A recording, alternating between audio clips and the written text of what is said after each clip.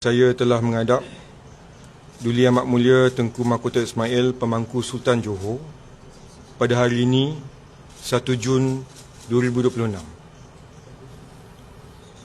Sehubungan itu, atas titah perkenan Duli Amat Mulia Pemangku Sultan Johor, watikah pembubaran Dewan Negeri Johor Darul Takzim yang ke-15 telah diperkenankan berkuat kuasa pada 1 Jun 2026, iaitu pada hari ini.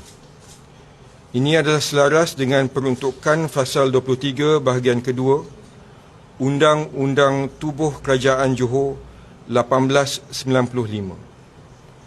Pembubaran ini dibuat bagi memberi laluan kepada proses demokrasi melalui pilihan raya negeri Johor, tertakluk kepada penetapan rasmi oleh Suruhanjaya Pilihan Raya Malaysia. Keputusan ini dibuat dengan niat untuk memastikan rakyat bangsa Johor terus memiliki sebuah kerajaan yang stabil dan kukuh, insya-Allah.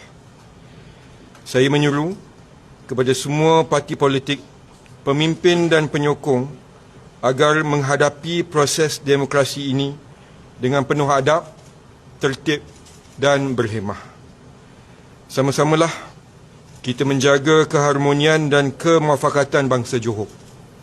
Semoga Allah SWT memelihara negeri Johor, melindungi rakyatnya serta terus mengurniakan kestabilan, kemakmuran dan keberkatan kepada negeri ini. Muafakat itu berkat kepada Allah kita berserah.